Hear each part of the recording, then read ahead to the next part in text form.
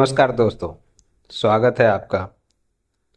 आज चर्चा करेंगे एक ऐसे बिल की जिसने पूरे स्टॉक मार्केट में हलचल मचा दी है। भारत सरकार ने हाल ही में मानसून सत्र में ऑनलाइन मनी गेम्स जिनमें असली पैसा लगाया जाता है जैसे रमी, पोकर इत्यादि, इन पर रोक लगाने के लिए एक बिल लाया।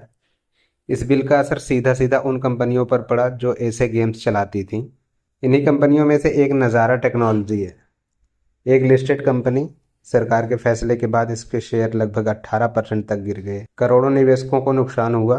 लेकिन चर्चा इसलिए और गर्म हो गई क्योंकि रेखा झुनझुनवाला, जो कि राकेश झुनझुनवाला जी की पत्नी है, ये बिल आने से 2 महीने पहले ही इसमें अपना पूरा हिस्सा बेच दिया था। उन्होंने लगभग 334 करोड़ के शेयर बेचे और आज अगर वो शेयर उनके पास होते तो उन्हें करीब 70 करोड़ का नुकसान होता। यहीं से सवाल उठने लगे, क्या उन्हें पहले से अंदर की खबर मालूम थी? क्या यह इनसाइडर ट्रेडिंग का मामला हो सकता है? इनसाइडर ट्रेडिंग का मतलब है कंपनी या सरकार से जुड़ी कोई गोपनीय जानकारी पहले ही किसी खास निवेशक तक पहुंचा दी जाए ताकि वो सही समय पर खरीद बिक्री करके बड़ा मुनाफा कमा सके या नुकसान से बच सके।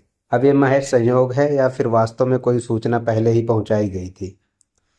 यही जांच का विषय है। सेबी और सरकार को यह देखना होगा कि कहीं बड़े निवेशकों को पहले से फायदा तो नहीं दिया जा रहा, जबकि छोटे निवेशक हमेशा नुकसान झेलते हैं। वैसे रेखा झुनझुनवाला भारत की दूसरी सबसे अमीर महिला मानी जाती हैं।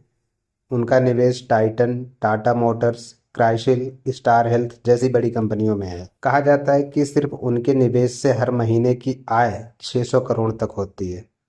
कुल मिलाकर सरकार ने बिल लाकर मनी गेम्स को रोका ताकि लोग लत और आर्थिक नुकसान से बचें।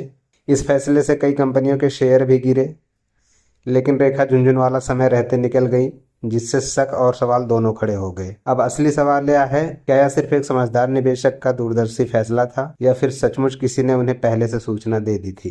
तो दोस्तों, अब सवाल आपके लिए, क्या आपको लगता है कि यह सिर्फ स्मार्ट मूव था या फिर यहाँ सचमुच इनसाइडर ट्रेडिंग हुई है? कमेंट में अपनी राय जरूर दीजिए और अगर आपको ऐसे मार्केट एनालिसिस चाहिए तो चैनल को लाइक और सब्सक्राइब करना मत भूलना।